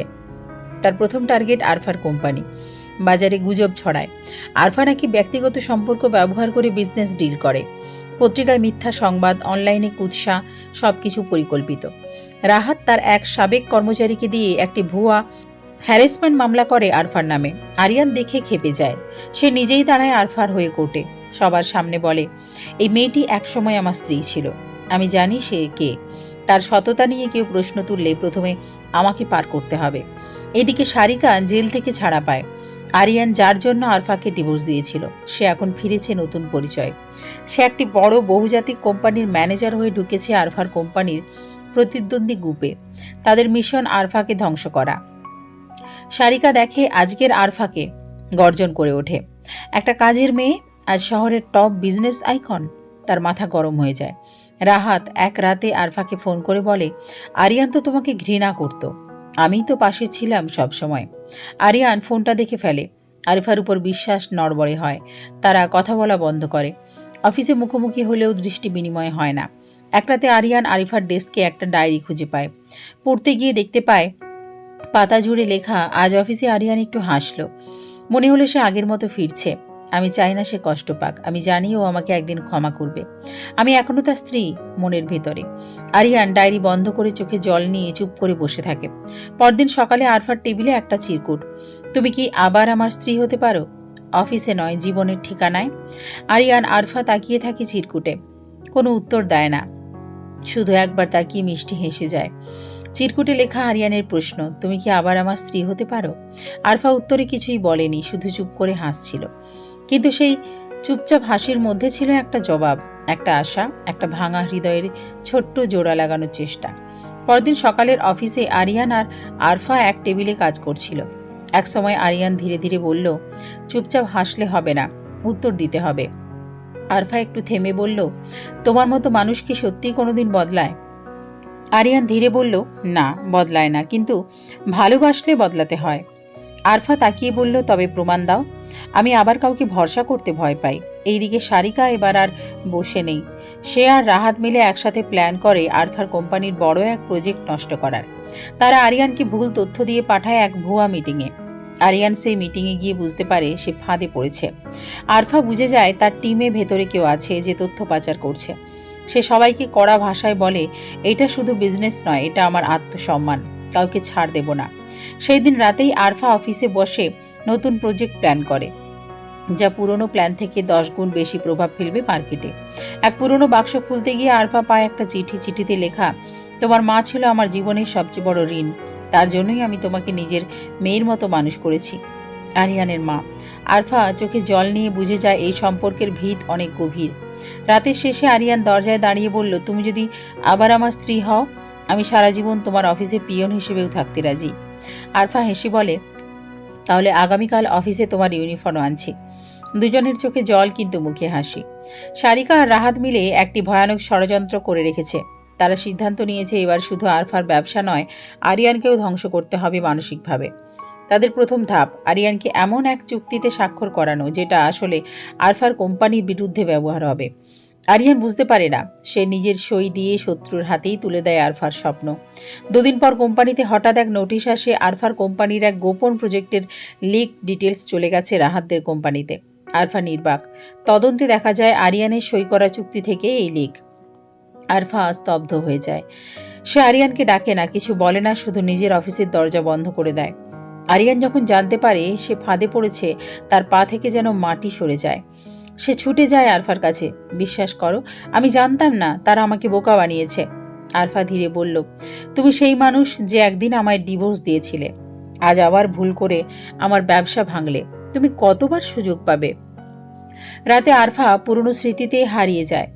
সে মায়ের লেখা একটা চিঠি পড়ে, তুমি কষ্ট পাবে, বিশ্বাস করছো বলেই কষ্ট পাবে, কিন্তু মনে রেখো কখনো নিজের স্বপ্ন ছাড়বে না। আরফা চোখ মুছে আবার উঠে দাঁড়ায়। সে সিদ্ধান্ত নেয় এই যুদ্ধ আমি একাই জিতব। আরফা বুঝে যায় এবার সময় হয়েছে কৌশলে জবাব দেওয়ার। সে আরিয়ানকে সরাসরি কিছু না বলে একটি নতুন পরিকল্পনা নেয়। সারিকা কোম্পানির ইনসাইড ইনফো বের করা আরিয়ানকে এইবার সত্যিকারের মূল্য দিতে বাধ্য করা নিজের ব্যবসাকে এক ধাপে সামনে নিয়ে যাওয়া। পরের দিন আরিয়ান বাড়ি ফিরে দেখে তার ঘরে রাখা একটা খাবারের থালা, চিরকুটে লেখা, আজও খেও, শরীর খারাপ হলে লাভ নেই। আরিয়ান চুপ করে বসে, চোখ ভিজে যায়। আরফা কিছুটা বিরক্ত, তবু সে ভালোবাসা ভুলতে পারে না। রাতে ঘুমোতে পারে না আরিয়ান। চোখের সামনে বারবার ভেসে আসে আরফার মুখ। একটা অদৃশ্য দেওয়াল দাঁড়িয়ে গেছে ওদের মাঝে, বিশ্বাসের দেওয়াল। আমি কি সত্যি আরিফার জীবনে শুধু ভুল আর কষ্ট এনেছি? তবে কি আমার ভালোবাসা ছিল একতরফা? সে নিজের ভুলে কষ্ট পেতে শুরু করে। তবে সে জানে এই ভাঙা সম্পর্ক যদি আরিফার হাতেই বাঁচে, তবে তাকেই নিজের দাম প্রমাণ করতে হবে। অফিসে বসে আরফা ফাইল ও কাগজে চোখ রাখলো। মনের মধ্যে ঘুরপাক খাচ্ছে একটাই ভাবনা, আমি কাউকে আর আমার স্বপ্ন ভাঙতে দেব না। সে চুপি চুপি এক নতুন ব্যবসায়িক উদ্যোগ শুরু করে। নতুন প্রোডাক্ট লঞ্চ করবে, যেটা বাজারে সারিকাদের কোম্পানির মুখ বন্ধ করে দেবে। সারিকা বুঝতে পারে কিছু একটা হতে যাচ্ছে। সে রাহাতকে বলে, আরফাকে হালকাভাবে নিয়েছিলাম, ভুল করেছি। ও আবার দাঁড়াতে জানে, এখন ওকে থামাতে হবে। রাহাত হেসে বলে, ছোটলোক মেয়েটা কিচ্ছু করতে পারবে না, আর তুই চিন্তা করিস না, আমি ওর বিজনেসে আগুন ধরিয়ে দেব। তবে ওরা জানে না আরফা এখন আর একা নয়, সে এখন নিজের মতো করে যুদ্ধ করতে শিখে গেছে। আরফা রেনু আপার সাথে কথা বলে। রেনু আপা সেই মহিলা যার সাথে একসময় আরফা পার্টনার হয়েছিল। এইবার আরফা একা শুরু করেছে। একটি ছোট্ট অফিস ভাড়া নেয়, 3 জন কর্মচারী নিয়ে শুরু করে আরফা এন্টারপ্রাইজ। প্রথম প্রজেক্ট একটি হেলথ বেসড কসমেটিক্স প্রোডাক্ট, চোখের নিচে কালো দাগ দূর করার এক নতুন সমাধান। আরিয়ান অফিসে বসে থাকা অবস্থায় হঠাৎ আরফার নতুন প্রজেক্ট সম্পর্কে শুনে যায়। সে নিজের নাম না বলে একটা সূত্রের মাধ্যমে ইনভেস্টমেন্ট করতে চায়, কিন্তু আরফা জানে এই সাহায্য তার লড়াইকে দুর্বল করবে, তাই সে ফিরিয়ে দেয়। আমার যুদ্ধ আমার নিজের। এই যুদ্ধ শুধু টিকে থাকার নয়, নিজেকে প্রমাণ করার। সারিকা আর রাহাত বসে আছে অফিসে। একজন সিক্রেট সোর্স ফোনে জানায় আরফার কোম্পানি রেজিস্ট্রেশন হয়ে গেছে, নাম আরফা এন্টারপ্রাইজ, এবং ওদের প্রথম প্রোডাক্ট বাজারে নামছে 10 দিনের মধ্যে। রাহাত রেগে গিয়ে বলে, ওকে এবার থামাতেই হবে, আমরা শেষ করব ওকে। ক্যামেরা জুম করে আরফা দৃঢ় মুখে সে আয়নার সামনে দাঁড়িয়ে বলে, এবার আমিই খেলবো, আর তোমরা দেখবে। সকালটা অন্যরকম রোদ্দুরে ভরে গেছে। আজ আরফার জীবনের সবচেয়ে বড় দিন। 3 মাসের কষ্ট, রাত জাগা, ঘুমহীন সময় আর মনের জেদ নিয়ে আজ সে দাঁড়িয়েছে নতুন এক জায়গায়। আরফা এন্টারপ্রাইজের প্রথম প্রোডাক্ট লঞ্চ হচ্ছে, ডার্কলিন নামে এক নতুন কসমেটিক, চোখের নিচে কালো দাগ দূর করার কার্যকর হেলথ বেসড প্রোডাক্ট। প্রথম প্রোডাক্ট লঞ্চ উপলক্ষে একটা ছোট্ট মিডিয়া কনফারেন্স হয়েছে। আরফা নিজের সাধারণ অথচ আত্মবিশ্বাসী কণ্ঠে বলে, আমি কারো দয়া বা করুণা চাই না, আমি শুধু চাই আমার পরিশ্রমকে মানুষ চিনুক। আমার নামের পাশে কখনো কেউ আর কাজের মেয়ে বলে পরিচয় দেবে না। প্রতিটি সাংবাদিক মুগ্ধ হয়ে তাকিয়ে থাকে। আরিয়ান এই দৃশ্য টিভিতে দেখে তার চোখে জলে ভরে ওঠে। আমি হারিয়েছি এক দানবের মতো আচরণ করে। আজ সে আগুন থেকে নিজেই ফিনিক্স হয়ে উঠেছে। এই লঞ্চটা রাহাত সহ্য করতে পারে না। সে তার কিছু মিডিয়া চ্যানেলকে টাকা দিয়ে ভুয়া নিউজ ছড়াতে শুরু করে। নতুন কোম্পানির মালিক একসময় কাজের মেয়ে ছিলেন, ব্ল্যাকমেল করে বিজনেস দখল করা এক মেয়ের গল্প। সারিকা হেসে বলে, এইভাবেই ওর স্বপ্নকে ভেঙে দেব। আরিয়ানকেও ভুলে যাবে, কিন্তু আরফা জানে ওকে নিয়ে অনেক কথা হবে। তবুও সে থামে না। একটি স্পেশাল ভিডিও তৈরি করে আরফা পোস্ট করে সোশ্যাল মিডিয়াতে। নিজের গল্পও তুলে ধরে সে বলে, আমি কাজের মেয়ে ছিলাম ঠিক, কিন্তু আমি চুরি করিনি, কারো টাকা মেরে খাইনি। আমি শুধু ঘাম দিয়েছি, রক্ত দিয়েছি আর বিশ্বাস দিয়েছি। আমি গর্বিত আমি কে। ভিডিওটা ভাইরাল হয়ে যায়। সবার সাপোর্ট পেতে শুরু করে আরফা। একটা শব্দ চারিদিকে ছড়িয়ে পড়ে, রেসপেক্ট ফর আরফা। একদিন রাহাত আরফার অফিসে আসে। সে হুমকি দেয়, তুই এত বড় হতে পারিস না, আমি তোকে শেষ করব। আরফা শান্ত স্বরে উত্তর দেয়, তুমি যা পারো করো, কিন্তু একটা কথা মনে রেখো, আমি ভেঙে যেতে পারি কিন্তু মরে যাব না, আর বারবার মাটি থেকে উঠে দাঁড়াতে আমি জানি। রাহাত মুখে থমথম করে চলে যায়। আরিয়ান এখনো বাইরে থেকে সবকিছু দেখে যাচ্ছে। সে একদিন অফিসের বাইরে দাঁড়িয়ে আরফাকে দেখে, মনে মনে বলে, তুমি যেটা পারো আমি কোনোদিন পারিনি। আমি শুধু তোমাকে ভাঙতে জানতাম, তুমি নিজেকে গড়তে জানো। চোখে জল, কিন্তু মুখে কঠিন দৃঢ়তা। সে আকাশের দিকে তাকিয়ে বলে, আমি এখন আর কারো হয়ে বাঁচি না, আমি এখন নিজেকে নিয়েই বাঁচি। আর আমার যুদ্ধ শুরু হয়ে গেছে। আরিয়ান এখন আর সেই আগের মানুষটা নেই। ব্যবসা গেছে, প্রেম গেছে, অহংকার গেছে, শুধু বেঁচে আছে এক টুকরো পাপের বোধ আর বুকের ভেতর কাটা হয়ে থাকা আরিফার মুখ। প্রতিদিন রাতে সে আরফা এন্টারপ্রাইজের প্রোফাইল ঘেটে দেখে, নতুন ক্লায়েন্ট, নতুন প্রোডাক্ট, সফলতা। এই মেয়েটাকে আমি ফেলে দিয়ে আজ কিছুই না, আমি কেন পারিনি ওর পাশে থাকতে, মনে মনে ভাবে। আরফা এই কঠিন সময়ও একা না, তার পাশে পেয়েছে এক আশ্চর্য মানুষ, নাফিসা আপু, একাধিক প্রতিষ্ঠানের মালিক, সিঙ্গেল মা, সাহসী উদ্যোক্তা। নাফিসা বলে, তুমি শুধু টাকা কামাতে এসো না আরফা, তুমি হোক একটা প্রতীক, যেন কেউ আর কখনো কাজের মেয়ে বলার সাহস না পায়। আরফা মুগ্ধ হয়ে ভাবে, আমি যদি মায়ের মুখটা এখন দেখতে পারতাম। রাহাত আর সারিকা মিলে এক বড় কোম্পানির সাথে চুক্তি করেছিল, কিন্তু শর্ত ভেঙে তারা রাহাতের বিরুদ্ধে লিগ্যাল অ্যাকশন নেয়। সব ব্যাংক অ্যাকাউন্ট ফ্রিজ, ব্যবসার লাইসেন্স বাতিল। রাহাত বুঝে যায় তার সব শেষ। আমি এখন পুরো শূন্য হয়ে গেছি।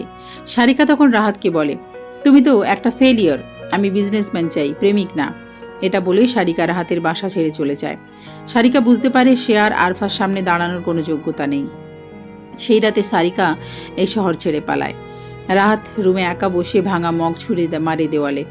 এভাবে কিছুদিন যেতেই রাহাত এখন চাকরি খুঁজছে।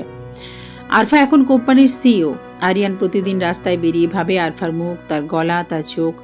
আমি যদি তখন একটু বুঝে নিতাম, যদি একবারও বলতাম থেকে যাও, তাহলে আজও আমার স্ত্রী হতো, কেউ এলস ইন্সপিরেশন না। সে হঠাৎ একদিন সাহস করে আরফার অফিসের সামনে দাঁড়ায়, ভেতরে ঢুকতে চায়, কিন্তু দারোয়ান তাকে বলে, স্যার, আপনাকে অ্যাপয়েন্টমেন্ট ছাড়া যেতে দেওয়া হবে না। আরিয়ান শুধু হেসে বলে, আমি অ্যাপয়েন্টমেন্ট ছাড়াই ওর জীবন থেকে চলে গিয়েছিলাম, এখন বুঝি ফিরে আসার অধিকার আমার আর নেই। আরফা ছবির সামনে বসে একটা পুরনো গলার হার ধরে বলছে, মা, আজ আমি ভালো আছি, তুমি না থাকলেও তুমি আমার ভেতর আছো, তোমার শেখানো লড়াইটাই এখন আমার পরিচয়। রাহাত বসে আছে আরফার অফিসের রিসেপশনে, কাজ খুঁজছে, কিন্তু আজকের পরিস্থিতি যেন জীবনের সবচেয়ে অপমানজনক মুহূর্ত। একসময় যাকে সে কাজের মেয়ে বলে অপমান করত, আজ তার অফিসে ইন্টারভিউ দিতে এসেছে। রিসেপশনিস্ট বলে, স্যার, ম্যাডাম আপনাকে নিজের কনফারেন্স রুমে যেতে বলেছে। রাহাত ওঠে, চোখ নামিয়ে হাঁটে। আরফা আজ গাঢ় নীল শাড়ি পরে বসে আছে কনফারেন্স রুমে।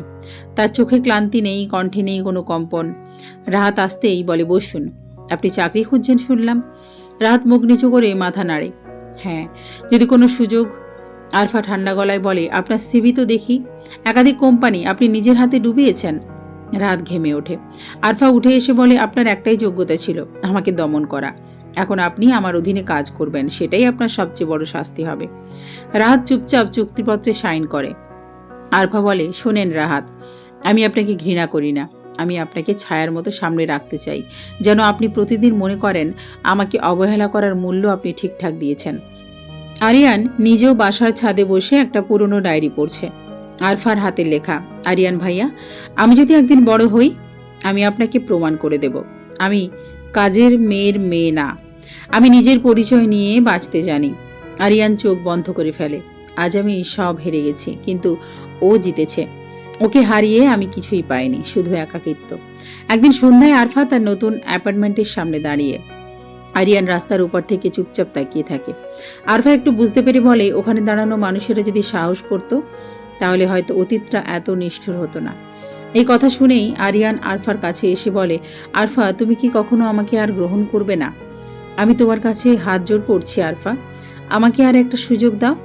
আমি আজ তোমায় ছাড়া অনেকটা একা হয়ে গেছি। এই কথা বলতেই আরফার চোখে কোণে জল টলমল করছে। আচ্ছা আসো, একটা মিটিংয়ে আছি, আমার সাথে চলো। আরিয়ান সাথে সাথে গাড়িতে উঠে পড়ে। স্থান, আরফার নতুন প্রতিষ্ঠানের উদ্বোধনী দিন, নাম আরফাজ রেইজ। সবার সামনে আরফা দাঁড়িয়ে আছে, গায়ে হালকা সাদা শাড়ি, চুল খোলা, মুখে আত্মবিশ্বাসের দীপ্তি। আরিয়ান প্রথম সারিতে বসে, তার চোখে আজ অহংকার নেই, আছে বিস্ময়। যেন সে আজও বিশ্বাস করতে পারছে না এই মেয়েটা একদিন তার হাত ধরেছিল আর সে হাত ছেড়ে দিয়েছিল। আরফা মাইকে বলছে, জীবনে অনেক কিছুই হারিয়েছি, মা ছোটবেলায়, ঘর কৈশোরে, সম্মান একসময়, ভালোবাসা নিজের অজ্ঞতায়, কিন্তু একটাই জিনিস হারাইনি, নিজেকে। আজ আমি দাঁড়িয়ে আছি এই জায়গায় কারণ আমি হার মানিনি। একসময় আমি ছিলাম কারো দয়ার বাঁচা একটি মেয়ে, আর আজ আমি নিজের পরিচয়ে গর্বিত। আমি আরফা আহমেদ। হল জুড়ে করতালি। চোখে জল। আরিয়ান মাথা নিচু করে ফেলে। সে বুঝে যায় সে যা হারিয়েছে তা হয়তো আর ফিরবে না। ছাদের চূড়ায় ঢাকার এক শান্ত রাত। আরফা ছাদে একা দাঁড়িয়ে, আকাশের দিকে তাকিয়ে, পেছনে পা ধীরে ধীরে এগোয়। আরিয়ান এসে দাঁড়ায় পেছনে। একটা সময় তুমি অনেক কিছু হারিয়েছিলে, আজ আমি হারিয়েছি তোমাকে।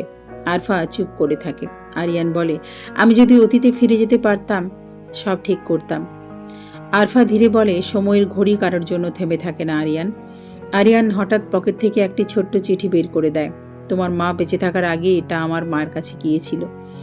মা সবসময় এটা লুকিয়ে রেখেছিল, কারণ ও জানতো একদিন তুমি নিজের পথ তৈরি করবে। আমার আরফা, যখন আমি থাকবো না তখন তোদের পৃথিবী থেমে যাবে না। হয়তো তুই একা হয়ে যাবি, কিন্তু আমি জানি তুই অন্যরকম মেয়ে। তুই আলো, তুই আগুন, কখনো কারো দয়ার পাত্র হবি না।